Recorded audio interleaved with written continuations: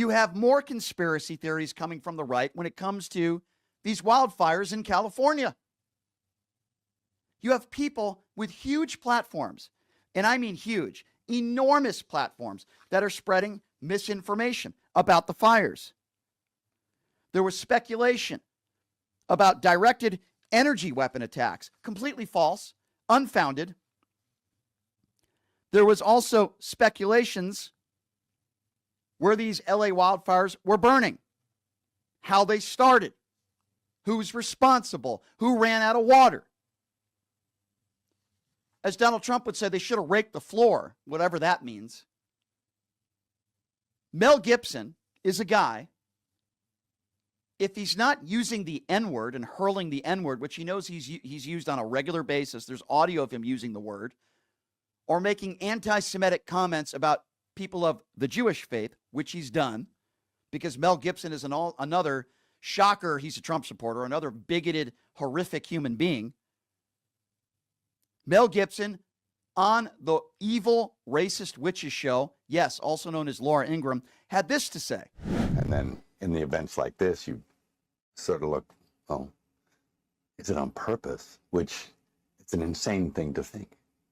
But one begins to ponder whether or not there is a purpose in mind. What could it be, you know? I don't know. Do they want the state empty? I don't know. Do they want the state empty? What the hell is he talking about? What is he talking about? Do they want the state empty? Now, listen, there might be some arsonists that are involved, and I hope if they find these people, they're held to the highest extent of the law. What the hell is Mel Gibson? Again, trying to make it political and conspiracy theories when he literally has no idea what the hell he's talking about. None. Zero. And then there's Deanne Lorraine, another right-wing buffoon who does a show on X. Listen to what Lorraine had to say about these fires. This is an obvious land grab. They get them out of their homes this way, and then they can build whatever they want to build. What is she talking about? Who is they? Is she talking about George Soros? Is she talking about Antifa? What is she talking about? There are people on X. See, freedom of speech. You are the media now. Mel Gibson is the media. Deanne Lorraine is the media. They're imbeciles, and they're dangerous because they have platforms. Speaking of dangerous, Alex Jones, the same guy who said the school shooting at Sandy Hook in Connecticut, they were a bunch of actors, okay? They were a bunch of actors, and there are people on the right that give Alex Jones some credibility. He thinks this is some sort of globalist plot. I'm not making this up. Have a listen to what Alex Jones said. Yeah, Gavin Newsom, I know people that know him well. He is incompetent. You think I used to drink. That guy is a world-class drunk, womanizer. Would like pimp his wife out to politicians for support. I mean, she admits she did it. I mean, he'd like, hey, baby, go screw that guy. Yes, sir. I mean, whoo. And I know women that know Newsom. I'll leave it at that.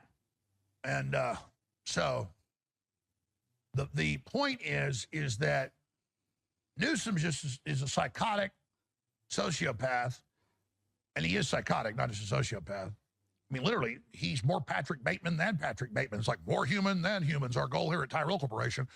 Well, it's like they somehow in a cloning tank created the real Patrick Bateman and souped him up. But yeah, no, he's incompetent. Nancy Pelosi's nephew. Psychotic. He's talking about Gavin Newsom being psychotic. This is the same guy who said the Sandy Hook shootings didn't happen and that they were paid actors. I had Kelly Jones on this show, who is Alex Jones's ex-wife, who said on this show that he physically abused her. He was an abusive husband. Are you kidding me? Is this a joke? Are you kidding me? And there are people on X, right-wing media, that give this guy credibility. It's unbelievable. But, you know, I want to focus on the people that are actually doing good work in California. Heroes, as I would like to call them. Heroes. One of those heroes is Sean Penn. Sean Penn is a hero. Sean Penn might be a great actor, and he's had a wonderful career, but let me be very clear on this. Sean Penn is doing God's work, if you want to talk about God. So here's Sean explaining what he's been doing on the grounds, not somebody who's sitting on his couch with potato chips attacking Gavin Newsom, but somebody that's taking to action, not making this political and helping people. Sean Penn is a hero, and here's why. Together a coalition we're called SoCal Fire with LAUSD Education and the Entertainment Industry Fund. And we were on the ground day one, working in the principal shelter, the Pasadena Civic Center, addressing immediate needs, which is going to be cash assistance in particular. There are two kind of categories of. There are those who can apply and need navigation on the application, and then there are those who don't have Social Security numbers for various reasons that we can. So those are just some of the things that Sean Penn is doing on the ground. And I don't care what you think about Sean Penn personally. Right now, Sean Penn is saving lives. He's a hero, and he's doing what he can to help others. He's donating his own money. He's donating certainly all of his time, and he's a hero. And somebody else that is a hero is Jay Leno. He's been going all over the place, serving food to firefighters and those that are in need. Here's Jay Leno talking about what he's been doing over the course of the last week or so. Right, so we've got it loaded up, and we cooked yesterday in Pasadena at the Rose Bowl for the crew there, and we're here today, and we'll do it on the other locations the next 2 or 3 days. Yeah. Amen, Jay Leno. Great job. He's giving his time, his energy, and money to help people, while idiots on the far right like Mel Gibson and James Woods and others just spread conspiracy theories and lies. And I want you to listen to this guy, Kenny Kane, because he was interviewed last night on CNN, and he's a guy that literally just lost his home. He lost everything, right? He lost everything. And yes, while we can criticize politicians and, those who are spreading lies about what's going on here and people that are looting, it's horrible, right? But in difficult times, it's also important to notice those that are showing love. I mean, there are people that have lost their homes that are volunteering their time to help others. They're heroes. I have so much respect for them. And Kenny Kane, again, who lost his home, he lost everything, talking about the love that he's been getting. So what happens in a moment like this is that, these little micro communities step up so much, and there's some of us that have been making our way back into the gym and just starting to move again, and just it's pretty profound because you get the love of people who've been through it, and then you get the people who aren't affected just taking you in and caring for you. There you go. I feel for him. You hear it in his voice, the pain and the hurt, but the help and the love that he is getting. Now, listen, I've talked a lot about conspiracy theories and those people on the right that are sitting on their couch, just trying to get engagement on social media, attacking Gavin Newsom and the mayor, talking about DEI hires. And they only make the situation worse. They don't make it better.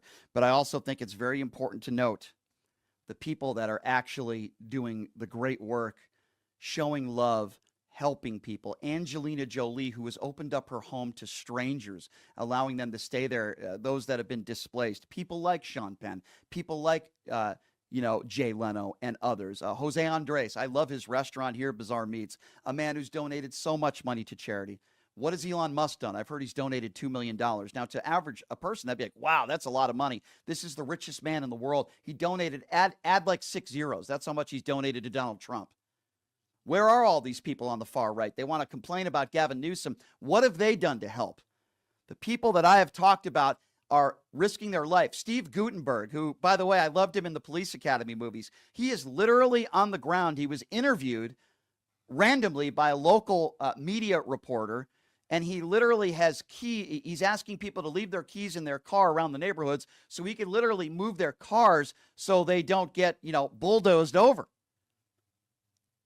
These are the kinds, he's putting out small fires in his neighborhood so the fires don't get worse. These are people that need to be recognized. And while these right-wing buffoons can continue to spread conspiracy theories and lies, and I will continue to call that out, I think it's just as important to continue to call out the good, the love. And in our most difficult times, it's great to see a lot of Americans come together and show love and support. I donated to the Jimmy Kimmel Foundation. I believe he put up yesterday on his website as I was on, I believe it was on his YouTube page, because I love watching his monologues. I don't get a chance sometimes to watch his show live. And I donated some money to his efforts, raising money to help all the victims. There are people that are active. There are people that are doing things to help people because they have a good heart. That's what it comes down to. What is in your heart? You can either sit on your couch watching Newsmax and call Gavin Newsom names and talk about DEI hires and blame it on migrants or whatever the hell else you want to blame it on and try to score political points. You can do that. It's not going to help anybody. I would argue it's actually going to make it worse. But Elon Musk will give you a platform to do that because apparently you're the media now. Or you can choose to actually do something to help people, raising money for charity. If you're a firefighter in Maine or wherever, donating your time to travel to California to fight these fires, opening up your home if it's still there, if you're lucky enough, donating boatloads of money, your time. There are people that have literally lost their homes, and they're donating their time to help others. They are American heroes. Let me be very clear on that. The patriots and the heroes are those that are in California right now as I speak, that are risking their lives to save others and help people. Those are patriots, not people that attacked police officers on January 6th that tried to overthrow a free and fair election. Not people that defecated on Nancy Pelosi's desk, and not people that were chanting, "Hang Mike Pence." No, those aren't hostages, and those aren't patriots, and those aren't heroes. The heroes are the firefighters, those in law enforcement, and people that are working 24, 25-hour shifts. The Angelina Jolies of the world, the Jay Lenos of the world, the Sean Penns of the world, the Jose Andres of the world. Those are true heroes. Those are true patriots. Those are people that have a heart. And when they see something like this happen, the first thing that enters their mind isn't, let's go after Gavin Newsom and let's blame George Soros and let's blame Antifa and let's blame brown people. No, that's not the first thing they think of, and it's not the last thing they think of. They think about helping people. That's what they do. And when we have a terrorist attack in New Orleans, the first thing they don't think about is, oh my God, it must have been Joe Biden's open border policies. It must have been DEI hires. Let's blame Joe Biden. Let's blame it on a migrant. No, the first thing these people think about is the families that are affected, the people that lost their lives, people that will never forget this day for the rest of their lives. What can we do to help them? That's the way a normal human being thinks. Not MAGA Republicans in 2025. Blame brown people, blame migrants, attack the left, blame all your problems on the left and George Soros, and we don't have any solutions, but we just want to blame everybody on the left. That is where the Republican Party is at today, and I would also argue that is where the Republican Party has been at for quite some time, at least since Donald Trump took office. So we have two choices in this country. After a terrible tragedy, we can come together and stop pointing fingers and find out how we can work together to help people that were affected. Doesn't mean that there shouldn't be accountability. I've never said there shouldn't be accountability. Let the investigation be thorough before pointing the fingers. The investigation will take a while. We need to figure out how these fires started. We need to figure out if they could have been prevented. If so, how? How can we make it better? How can we help? But right now, the focus should be on doing everything we can to stop these fires, doing everything we can to help the people that are grieving, the people that need food, they need water, they need clothes. That's where the focus should be right now. But after every tragic event, MAGA Republicans want to politicize, and I've had it. I have had it. And I tried today to recognize the good people of California and all across the country. There are so many wonderful people that come together to help others. I mentioned some celebrities, everyday regular people that have lost their homes, people that are just traveling to California, that are leaving their job to help people. And I commend you because you are heroes and you are truly what America is all about, in helping your neighbor. And I commend you. You are the true patriot. You are the true hero, not January 6th insurrectionist, not white supremacists that, charge into that Capitol and beat police officers. No, those are not patriots and those are not hostages. Sadly, our incoming president thinks they are. To this day, Donald Trump has yet to say, gosh, What can I do to help the people of California? Let me go there and talk to some of the grieving families. Let me do something. The stuff that Joe Biden has already done, by the way, because he prayed with those that loved ones that have lost family members. He's already done that. But no, they want to politicize. I do want to bring up Mel Gibson real quickly, if I may. I didn't really want to get into this with Will. Donald Trump said today, "It is my honor to announce John Voight, Mel Gibson, and Sylvester Stallone to be special ambassadors to a great but very troubled place, Hollywood, California." Now, I understand this is kind of a made-up position, and I also understand that it's very low on the totem pole. But I want to remind everybody who Mel Gibson is. This is the guy who openly used the N-word. Don't know if he still uses it now. He certainly used it years ago. This is a guy who is self-admitted at the time anti-Semite. And this is the guy who pled no contest to beating his wife at the time. So, this is the guy who Donald Trump once said is a good man. Have a listen to Mel Gibson's past.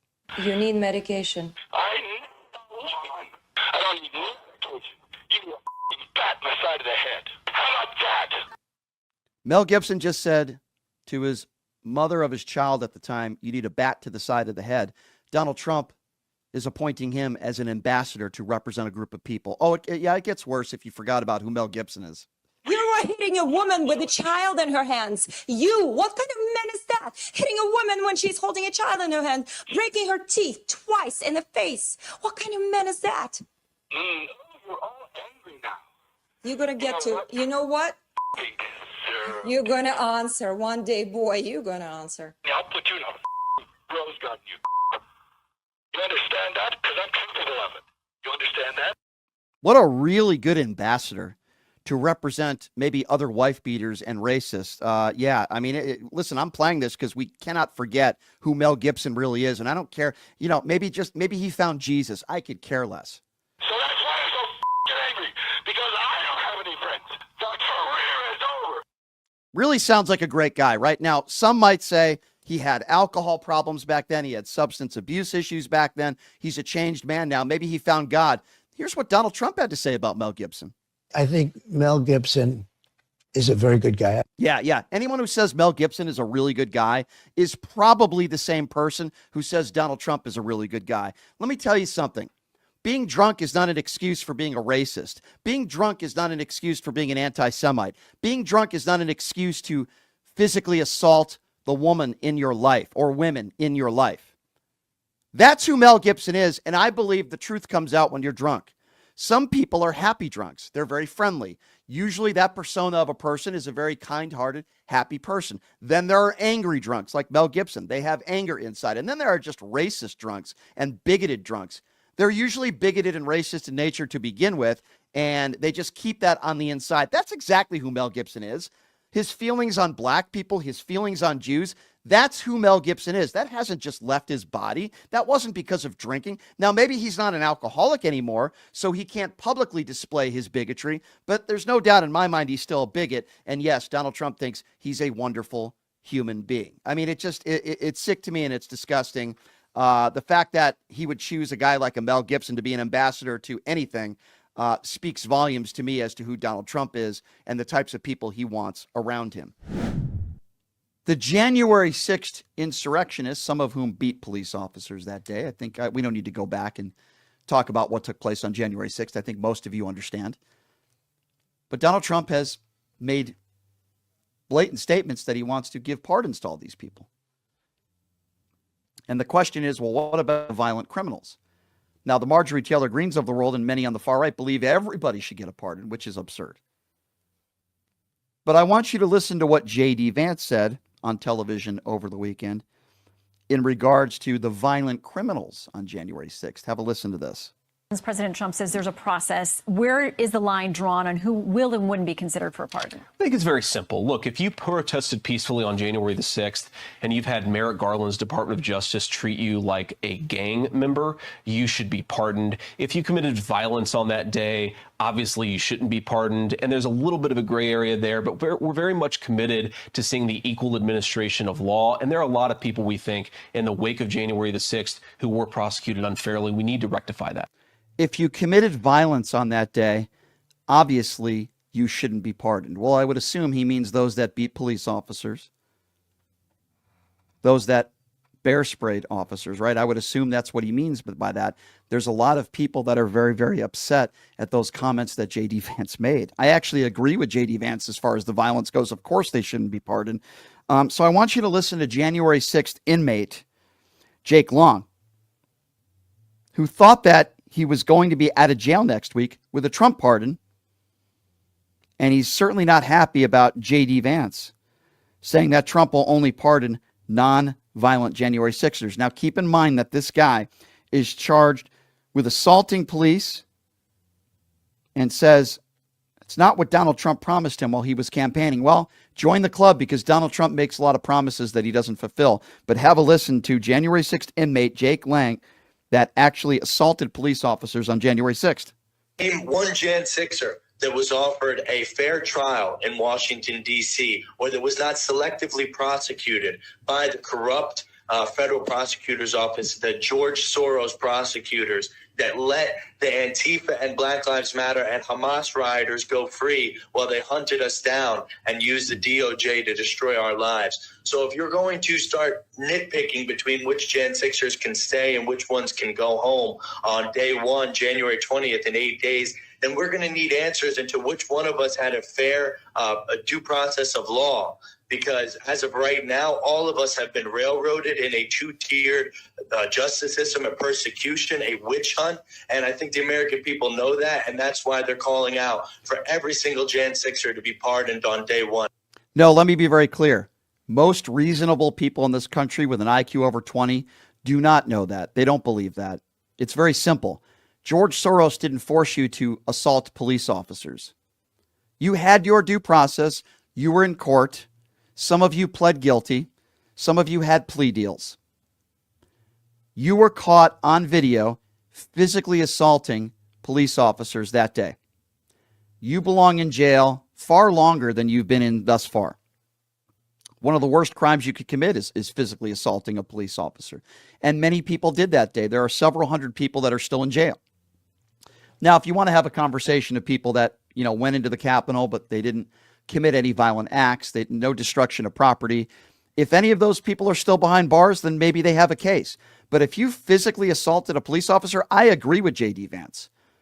Donald Trump will never say what J.D. Vance said. He will never say on the record, we will not pardon violent criminals on January 6th, because Donald Trump is a coward. Now, I think J.D. Vance is a coward as well, and I think he slipped up a little bit. But again, J.D. Vance sometimes tells the truth.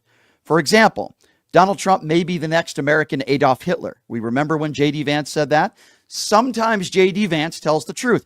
Occasionally, you have Republicans that tell the truth. Marco Rubio, Ted Cruz, when they were running against Donald Trump, he's incompetent. He's unfit for office. He can't get anywhere near the White House. He's a habitual liar. Sometimes they tell the truth when it's convenient for them. But then, when it's not convenient for them. Now, maybe J.D. Vance will walk back his words. I don't know. What I do know is he did an interview over the weekend, about a week before Donald Trump gets into office again, and he said, if you committed a violent act, you shouldn't be pardoned. You will not be pardoned. A violent act is attacking police officers, assaulting police officers, destruction of property, you name it. So I would imagine that is what he is talking about. And there's probably a lot of people that would disagree with that, including Marjorie Taylor Greene, who probably thinks that Jewish space lasers are responsible for the wildfires in California. I mentioned the Pete Hegseth hearings.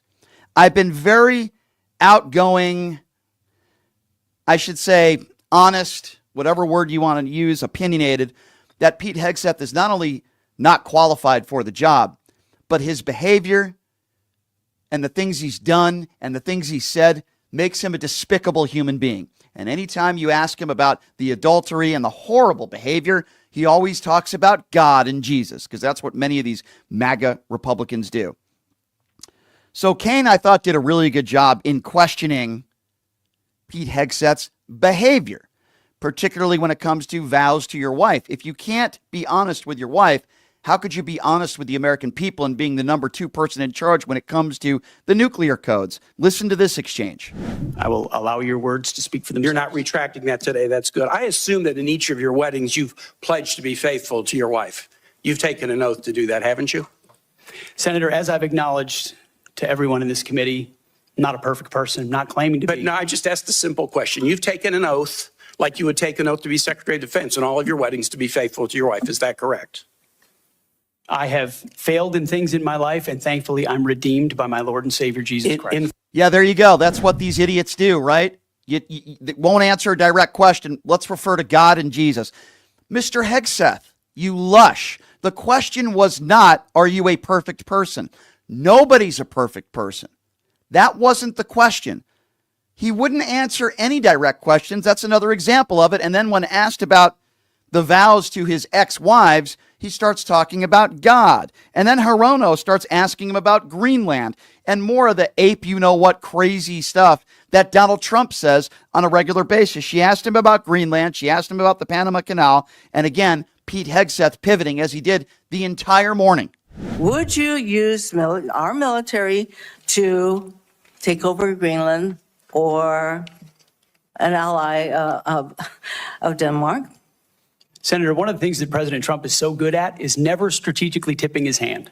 And so I would never in this public forum give one way or another direct what orders the president would give me in any context. That sounds to me that you would contemplate carrying out such an order to basically invade Greenland and take over the Panama Canal. Yeah, that's what it sounds like to me too. Pete Hegseth understood that he only cared about one person that was watching, one person that was listening, and that person is the orange orangutan. He answers only to Donald Trump, and he will not say or do anything that could piss Donald Trump off. That is it. Won't answer direct questions when it comes to taking over Greenland and possibly using military force. Pete Hegseth caves to the orange orangutan. And again, Kane starts, and I thought Kane did a really good job, questioning him on all the people out there, including his mother, by the way, that said he abuses women. And listen to the way Pete Hegseth cowardly answers. Senator, anonymous false charges. They're not anonymous. And I'll just conclude and say this to the chairman. You claim that this was all anonymous. We have seen records with names attached to all of these, including the name of your own mother. So don't make this into some anonymous press thing. We have seen multiple names of colleagues consistently throughout your career that have talked about your abusive actions. Chairman, I think he's over his time. He's way over his time. I now yield. I think he's way over his time. Another crusty white Republican. Oh, he's way over his time. I want to talk about critical race theory and DEI hires, these Republican morons. It's not anonymous sources. There are people on the record, people that Hegseth has worked with, his own mother, a woman who claims that he sexually assaulted her. There are people that worked with him that have said on the record that they had to carry him out of bars and carry him out of events when he was so drunk he couldn't even walk. Those are not anonymous. There are names in the reports that these people in Congress have read. That's not an anonymous source. Your mother is not an anonymous source when she says you are a woman abuser. And I don't care years later if she retracted. The point of the fact of the matter is that she said it. Those are not anonymous sources. You lying piece of scum, you. Oh, here's some anonymous drinking. Have a listen to this.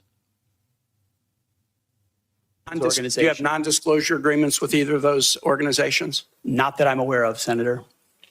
Many of your work colleagues have said that you show up for work under the influence of alcohol or drunk.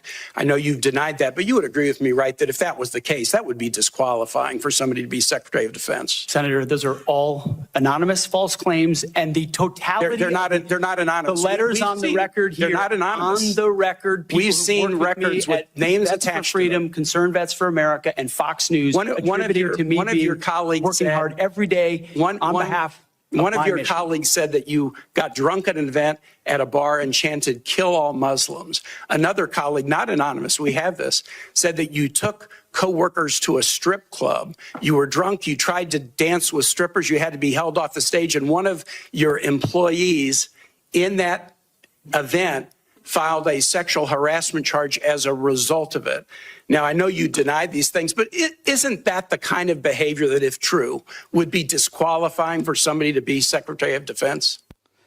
And he says anonymous smears. Those are not anonymous. Kane is 150% correct. When you actually have names of people that worked for you and people that were around you, and they've stated on the record events that they say allegedly happened, number of people, and he says anonymous smears. No, those are not anonymous. Your mother is not anonymous. Names of people that you worked with, people that worked underneath you, are not anonymous. These are not anonymous claims. A woman who claimed that you raped her allegedly is not anonymous. He kept saying those are anonymous smears. No, they're not. You can say they're not true, even though you have a plethora of people that would disagree with you and say that you're lying. But those are not anonymous sources.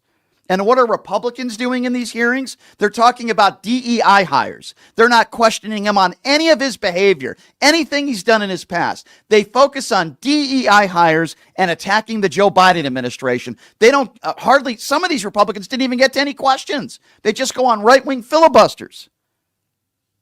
And then here's the most interesting part of the whole, in my opinion, the whole event this morning. And there was a lot of highlights. When Kane starts questioning him on the way he's treated women in his life, particularly women that he was married to, and he says he's been cleared, and the question wasn't about criminality. The question Kane is asking him is not about any crimes that he might have allegedly committed. That wasn't the question. The question was about his behavior, and listen to the way this coward answers. Senator Sullivan, Senator Kane. Thank you, Mr. Hegseth. I'm looking forward to this opportunity to talk. I want to return to the incident that you referenced a minute ago that occurred in Monterey, California in October 2017. At that time, you were still married to your second wife, correct? I believe so. And you had just fathered a child by a woman who would later become your third wife, correct? Senator, I was falsely charged, fully investigated, and completely cleared. So you think you are completely cleared because you committed no crime. That's your definition of cleared? You had just fathered a child 2 months before by a woman that was not your wife. I am shocked that you would stand here and say you're completely cleared.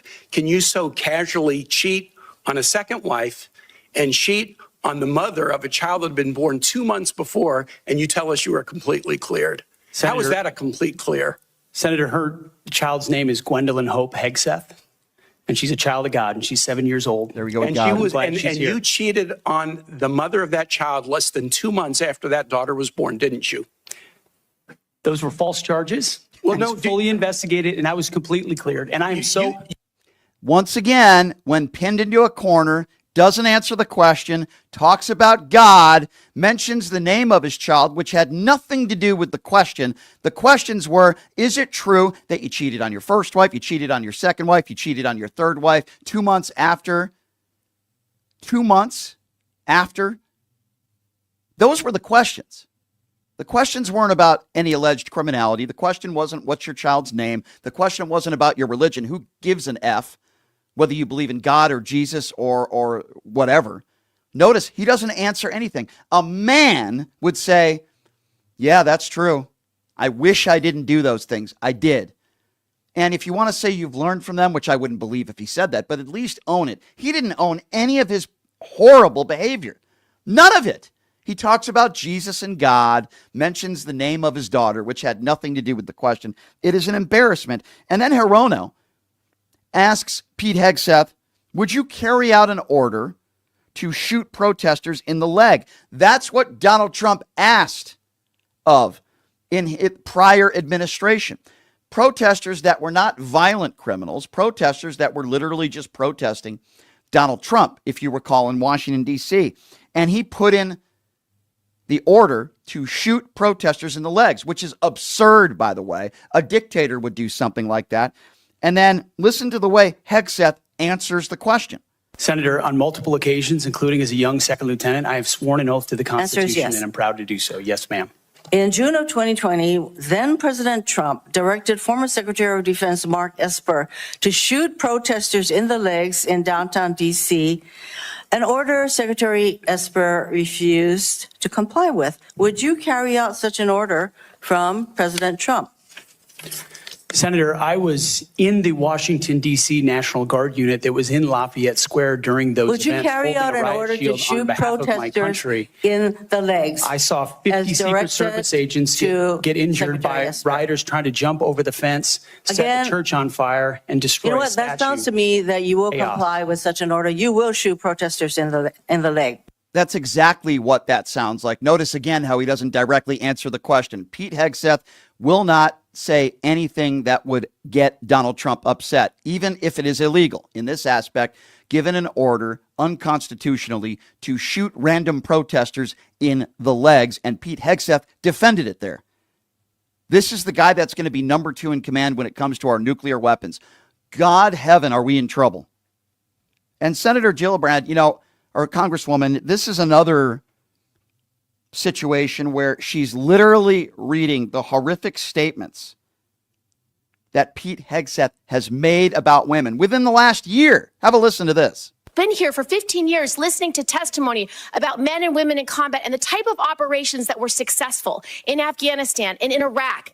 Women were essential for many of those units. When Ranger units went in to find where the terrorists hiding in Afghanistan or in Iraq, if they had a woman in the unit, they could go in, talk to the women in a village, say, where are the terrorists hiding? Where are the weapons hiding? And get crucial information to make sure that we can win that battle. So you cannot denigrate women in general, and your statements do that. We don't want women in the military, especially in combat.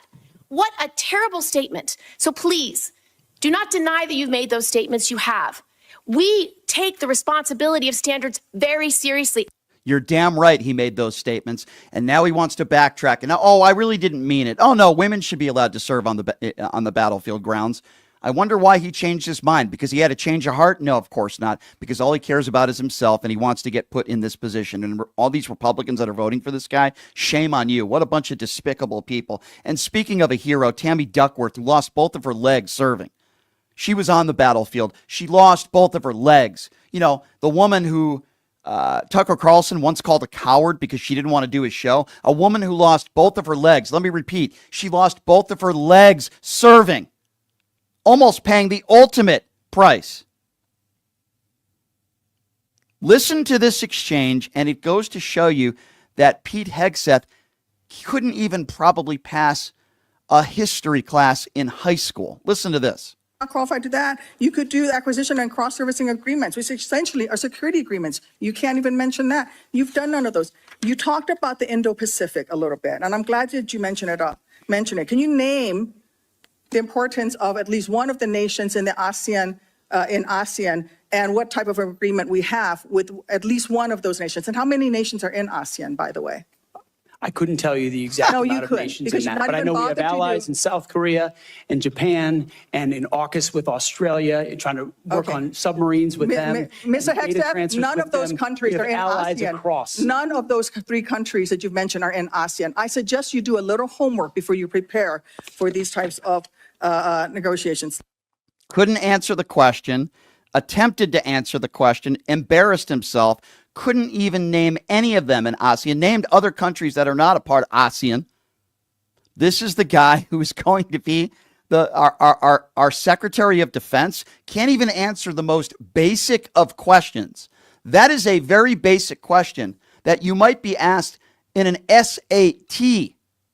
And we're talking about the Secretary of Defense who couldn't name any of the countries, not one. And this is the person that Republicans want to put in the number 2 spot. And I say the number 2 spot because he has the nuclear codes. There's only 2 people in this country. That's the President of the United States and the Secretary of Defense.